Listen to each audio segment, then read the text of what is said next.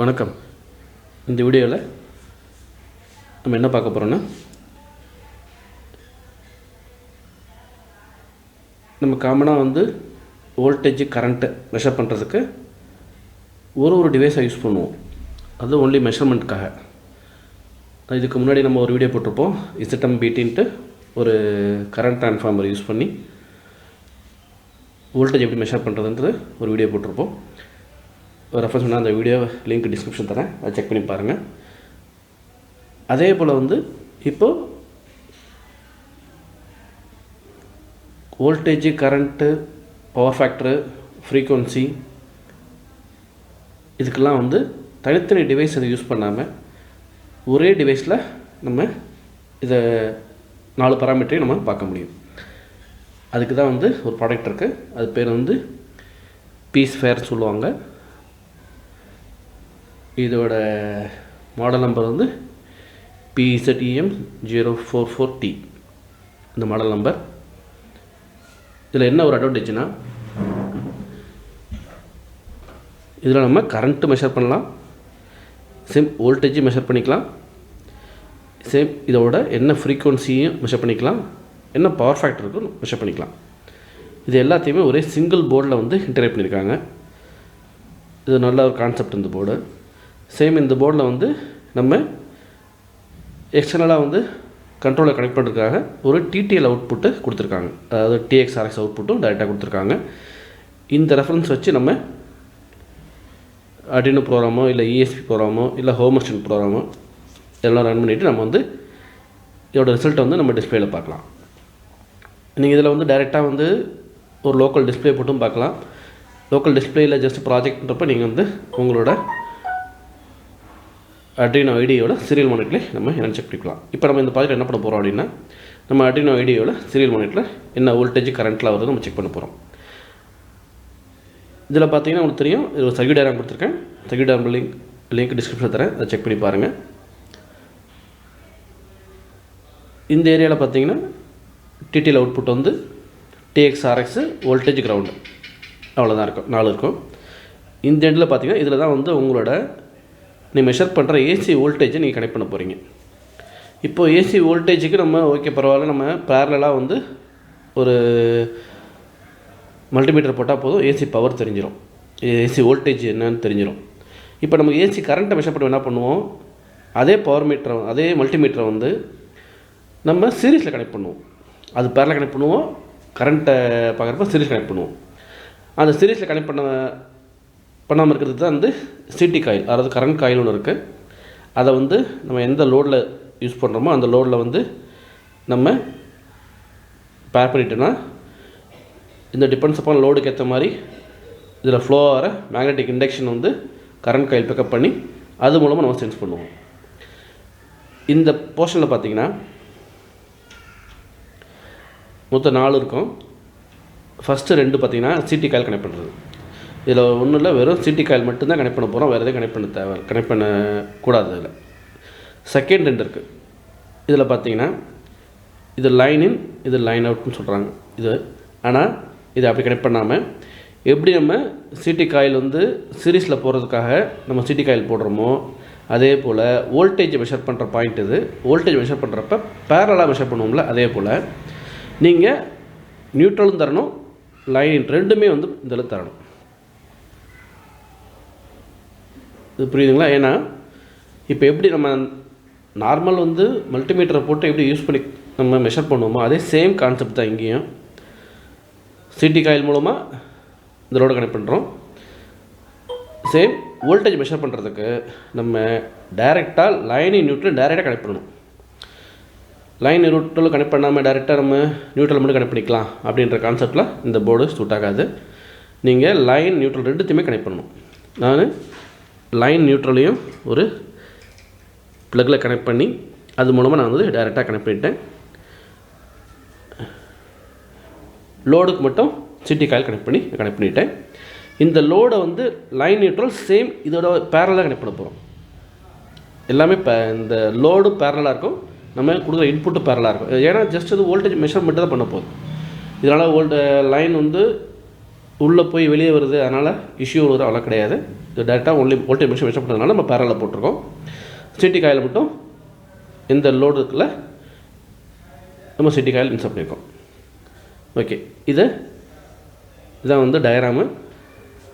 இதை வந்து ஒரு அட்ரினோ ஸ்கிரிப்ட் இருக்குது, அது மூலமாக நம்ம எப்படி அச்சீவ் பண்ண பார்க்க போகிறோம். சேம் இதில் பார்த்தீங்கன்னா இந்த டிடிஎல் அவுட்புட்டை கொண்டு வந்து நம்ம ஒரு நோடு இன்ஸ்டால் கனெக்ட் பண்ணியிருக்கோம். இந்த டிஎக்ஸ் ஆர்எக்ஸை வந்து நம்ம வந்து GPIO5 GPIO4 அந்த பின்னில் கனெக்ட் பண்ணியிருக்கோம். சேம் இந்த எண்டு வந்து பார்த்திங்கன்னா ஜஸ்ட் இந்த போர்டுக்கான பவர் ப்ளஸ் மைனஸ் பவர் மட்டும் தான் எடுக்கிறோம். இதில் நம்ம இந்த எண்டில் வந்து 230 வோல்ட் கொடுப்போம், அதாவது ஏசி வோல்ட் யூஸ் பண்ணுவோம். இங்கே வந்து டிசி யூஸ் பண்ணுவோம். அதனால் டிசிக்கு செப்பரேட் டிசி பவர் தேவை இந்த போர்டு ஒர்க் பண்ணுறதுக்கு. அப்படி இருந்தால் ஒர்க் ஆகும். அதனால் டிசி பவர் கண்டிப்பாக கொடுத்தாகணும். இப்போ இதில் இன்னும் ஒரு பெரிய அட்வான்டேஜ் இந்த போர்டில் என்னென்னா, இதில் வந்து இந்த ஏசி வோல்டேஜுக்கும் இந்த மெஷர்மெண்ட்டுக்கும் கனெக்டிவிட்டி வந்து த்ரூ ஆப்டோகப்ளர் மூலம் பண்ணியிருக்காங்க. அதாவது 2 ஆப்டோகப்ளர் இருக்குது, இந்த இருக்குது, இதுதான் ஆப்டோகப்ளர். 2 ஆப்டோகப்ளர் மூலமாக கனெக்ட் பண்ணிட்டு இருக்கிறதுனால நமக்கு அந்த ஏசி இண்டக்ஷன் வரும், ஷாக் வரும்ன்ற பயம் வேண்டாம். அந்த ப்ரொடெக்ஷன் நல்ல ப்ரொடெக்ஷன் இருக்குது, அதனால் அந்த இஷ்யூ வராது. அதனால் தைரியமாக போர்டை ஹேண்டில் பண்ணலாம். ஆனால் இருந்தாலும் போர்டை வந்து டச் பண்ணாதீங்க, ஏன்னா வந்து ஏசி கரண்ட் டைரெக்டாக இருக்கிறதுனால எப்போ வேணாலும் இதெல்லாம் நடக்கலாம். அதனால் ஜாக்கிரதையாக யூஸ் பண்ணுங்கள். வாங்க இப்போ அட்ரினோ ஸ்கிரிப்ட் போய்ட்டு அதை எப்படி நம்ம கான்ஃபிகர் பண்ணுறோம், இதோட வோல்டேஜ் ரிசல்ட் என்னன்னு அதெல்லாம் செக் பண்ணி பார்ப்போம்.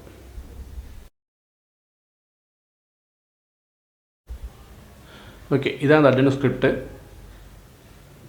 இது பார்த்திங்கன்னா லைப்ரரி வந்து PZEM004t அப்படின்ட்டு டேரெக்டாக உங்கள் லைப்ரரி அவைலபிளாக இருக்குது.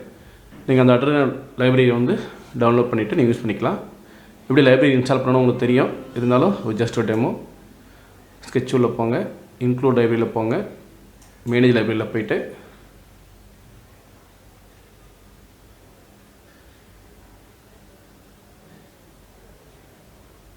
ஓகே, இந்த லைப்ரரி மேனேஜரில் இந்த சர்ச் பாரில் PZEM004t அப்படின்னு டைப் பண்ணிங்கன்னா உங்களுக்கு இங்கே நிறைய லிஸ்ட் ஆகும்.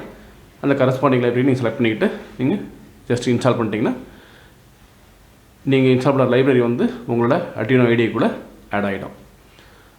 அதுக்கப்புறம் நீங்கள் எந்த ப்ரோக்ராமில் நீங்கள் கால் பண்ணாலுமே வந்து ஒர்க் ஆகும். ஒருவேளை இந்த இடம் வந்து ரெட் கலரில் இல்லாமல் பிளாக்ல இருந்துச்சுன்னா நீங்கள் லைப்ரரி ஃபைலு இன்ஸ்டால் பண்ணலாம் அர்த்தம். அப்போ நீங்கள் இன்ஸ்டால் பண்ணிக்கோங்க. இப்போ PZEM004 ஜஸ்ட் டைப் பண்ணிவிட்டு என்டர் பண்ணிங்கன்னா உங்களுக்கு ஜஸ்ட் வந்து இது வந்துடும். இந்த கரஸ்பாண்ட் லைப்ரரி ஃபைல் லிஸ்ட் ஆகும். ஜஸ்ட் இதை பார்த்திங்களா, இந்த லிஸ்ட் இருக்குது. இதை நீங்கள் ஜஸ்ட் இன்ஸ்டால் பண்ணிங்கன்னா இன்ஸ்டால் ஆகிடும். ஓகே,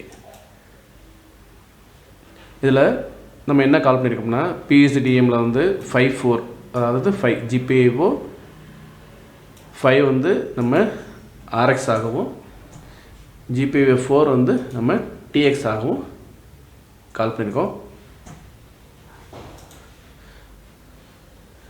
சேம் இதான் சாதாரண ஸ்கிரிப்ட். இந்த ஸ்கிரிப்ட் நீங்கள் அப்படி காப்பி பண்ணி உங்கள் இதில் நீங்கள் யூஸ் பண்ணுங்கள். கண்டிப்பாக இது வந்து உங்களுக்கு ஒர்க் ஆகும்.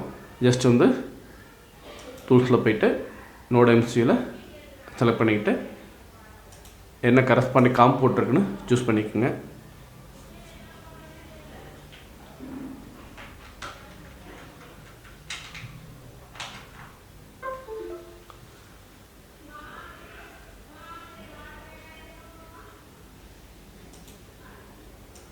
போய்ட்டு just corresponding COM port COM ஃபைலுக்கு சூஸ் பண்ணிக்கிட்டேன்.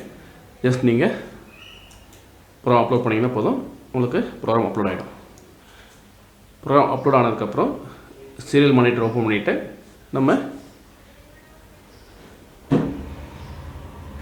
போர்டு என்ன voltage current power factor frequency என்ன நம்ம கொடுக்குறத நம்ம பார்க்க போகிறோம்.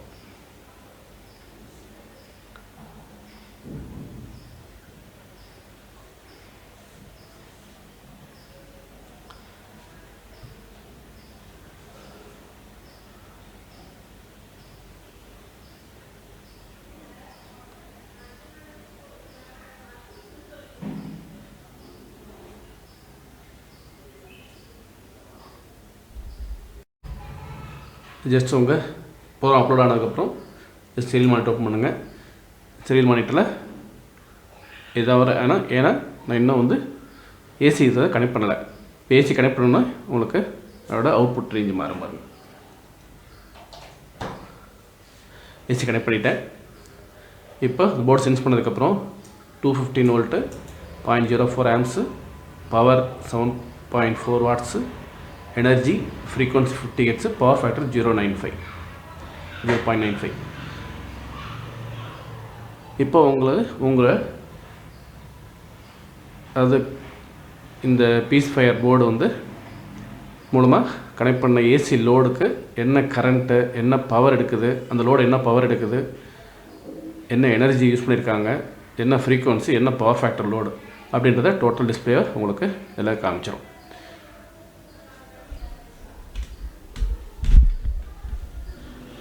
இதில் வந்துடும். அவ்வளோதான். இதுக்கப்புறம் இதை வச்சுக்கிட்டு நீங்கள் உங்களுக்கு ஃபர்தர் என்ன ப்ரோக்ராம் யூஸ் பண்ணணுமோ நீங்கள் இதை யூஸ் பண்ணலாம். இது ரொம்ப சிம்பிள் ஸ்கிரிப்ட் தான்.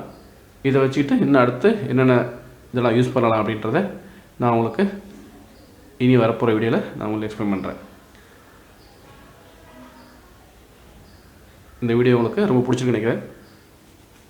இந்த வீடியோ லைக் பண்ணுங்கள், ஷேர் பண்ணுங்கள், கிஷோதரன் டெக் சேனலை சப்ஸ்கிரைப் பண்ணுங்கள். நன்றி, வணக்கம், தேங்க்யூ.